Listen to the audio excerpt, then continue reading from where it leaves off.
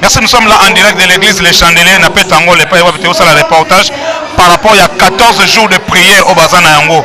Donc 14 jours de prière, il y a moins et au Sénat, tout solo là, on a l'église, thème Nango Zali, Dieu de la multiplication, croire au Dieu de la multiplication. C'est pour cette raison que tout ça m'a bandeko, pour tout cela, par rapport à l'événement.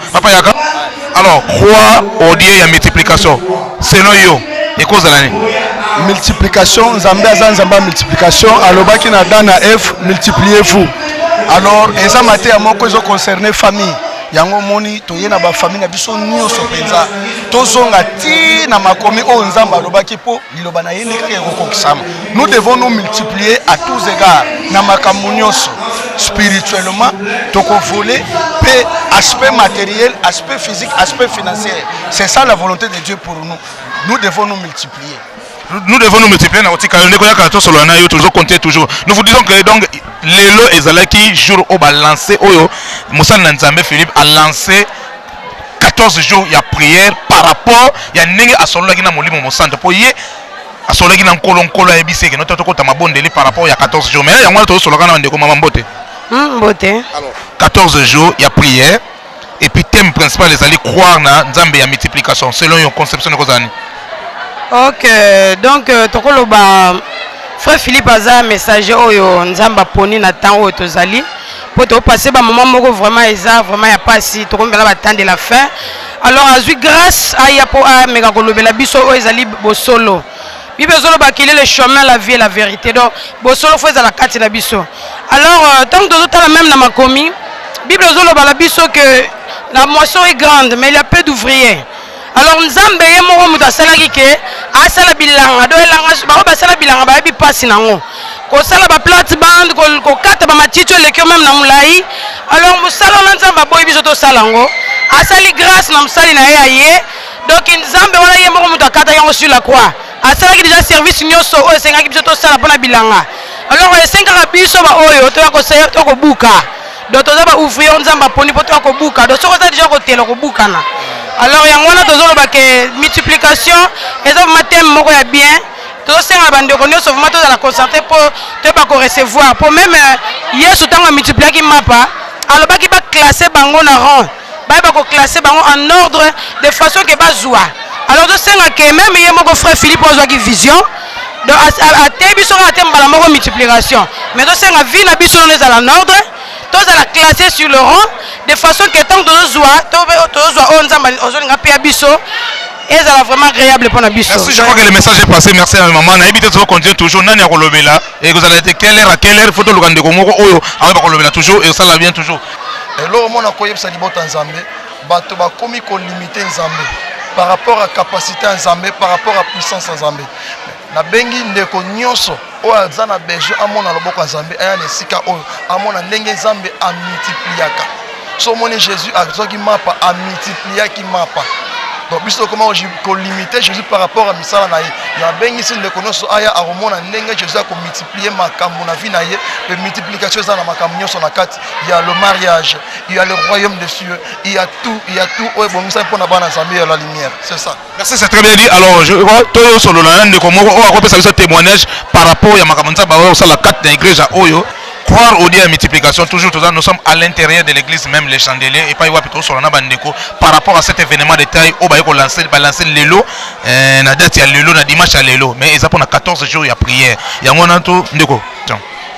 Oui, bana nzambe ya mukili mobimba baye belé, surtout bana Luanda précisément, bana Angola, bana ubata wish. Donc boya ebele poto célébrer nzambe na biso et biso église ezali awa na le chandelier kombo église eza justement na Imbondere so comme na Imbondere otuni padari ya mabululu na diagonale au monde église le chandelier boya tozali na thème na tozali partager tozolobela Dieu a multiplication donc Dieu azali ko multiplier babiloko nyonso ya batu et nzambe ako multiplier ngo ekokoma ba fois et bana nzambe boya Tokumisa Nzamboyo et Tokomona minene po notre Dieu siège au milieu de louanges et d'adoration. Na yebi ke makama minene ekozala.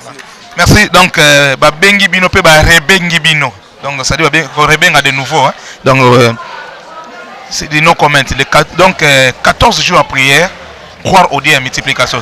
Yo ndi matin nzamba sala pour les autres comment attribuer mingi miracle pas un monde on a moyen tant combo exaté. Nous sommes là à l'intérieur avec le frère Philippe parce que lui on l'appelle papa, le frère Philippe à qui nous disons boa tarde. Boa tarde. Alors, le lot est plus par rapport il y a événement. Moi j'appelle ça événement. 14 jours de prière, mais également au grand thème où ils allaient croire au Dieu et à multiplication. Vous êtes parti de quel constat ou bien au soleil par rapport à combo par rapport à thème où à croire au Dieu et à multiplication? En fait, nous voulons d'abord rectifier la parole qu'on appelle l'événement. Or, mais juste nous voulons dire que c'est un message que Dieu nous donne parce que notre Dieu agit dans la dispensation et la dispensation sur laquelle est arrivé. L'Éternel a vu que tout le monde, tous les enfants doivent crier. Et le message que nous avons apporté ici, on a donné la préparation de l'épouse à l'endroit de l'époux. D'abord, nous avons besoin de préparer. Dans la préparation, il y a toute série de la nourriture distributive qu'on doit apporter aux enfants. Alors, à l'heure où laquelle que Dieu nous a donné ce message, où laquelle on doit faire 14 jours de jeûne et de prière, au grand terme où laquelle nous avons un message que nous avons dit aux enfants de Dieu que nous croyons au Dieu de la multiplication. Et quelle serait votre réaction par rapport à ce qui attribue le miracle seulement tout ça, mais le multiplication, les termes comme on a multiplication, frère Philippe a outil quelque part pour multiplication. Quelles sont ces assurances là où ils ont une multiplication? Oui, nous croyons tout quelque part, c'est vrai. Parce que nous croyons en Dieu d'extraordinaire. Il s'appelle Yoshua Amashia. Ce n'est pas en vain que nous sommes venus ici. Il y a les gens qui nous connaissent.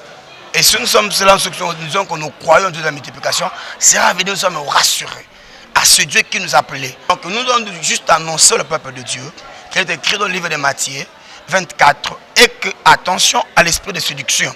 L'heure où laquelle est commis, il y a de tous les hommes de Dieu, les serviteurs, des prophètes, les apôtres, où laquelle aujourd'hui, il faut séduire les bateaux. À cause d'un message, il n'y a pas de côté.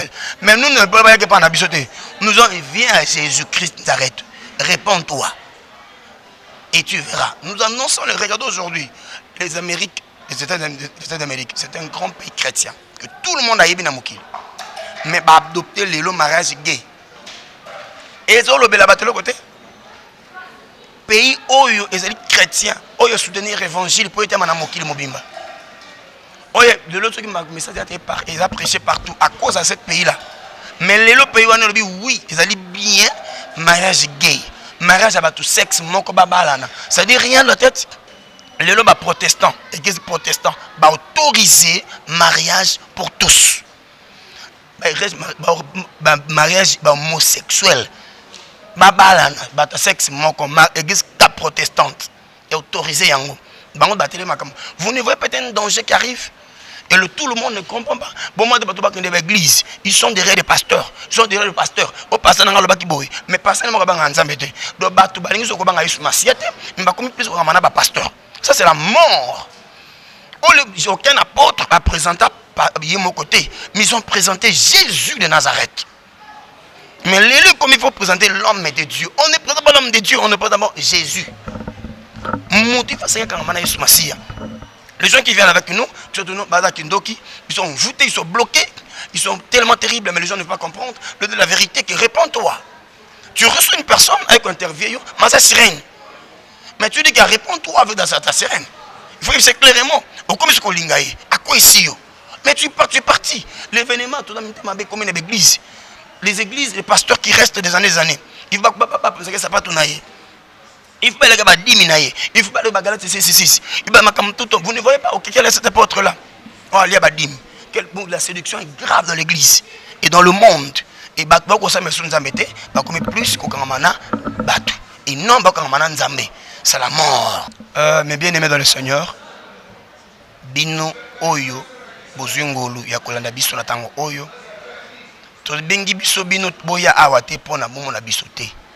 Mais ezana mutu moko abengi yo na famille na yo. C'est-à-dire 14 jours ya libota. Message eza pour na famille.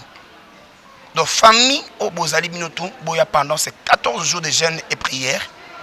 Pour que jeûner ce que nous sommes d'accord cambio. Ce qui nous a cambio te que jeûner c'est pas un problème. Il faut pour nous amayo kayo ezaka na jeûne te. Pendant ma dérive que j'ai mais le loba. Bible, vous connaissez la vérité et la vérité vous affranchira. Donc la vérité, c'est pas la gêne. Et ça, c'est la parole. Boya, Toyo Kamakamon Nzambe abombele biso. Le Dieu de la multiplication. Bana Nzambe, évidemment, c'est un standard. Il n'y a pas de progrès. Il n'y a pas de progrès. À cause de la relation, à cause de ça. Mais tu sens que c'est projet, mais aussi maté. Mais c'est quoi? Il y a une puissance de l'ennemi. Vous allez que ça est étouffé.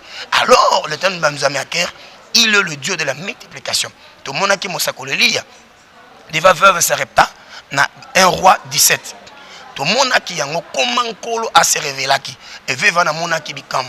Yango to senge bandeko, boye pa Yesu Masia. Et puis le dit venez à moi, vous tous qui êtes fatigués et chargés, je vous donne du repos. Viens à Jésus. Tout ça awa na centre avec le chandelier, place to kobela nzambe na mabululu na petrangol, so komi wana opposé l'église le chandelier, yaka awa to kosala akobanda lundi le 29 de 16h30 à 18h30. Nous sommes là. Venez très nombreux, levez la pluie jusqu'au 12 juillet.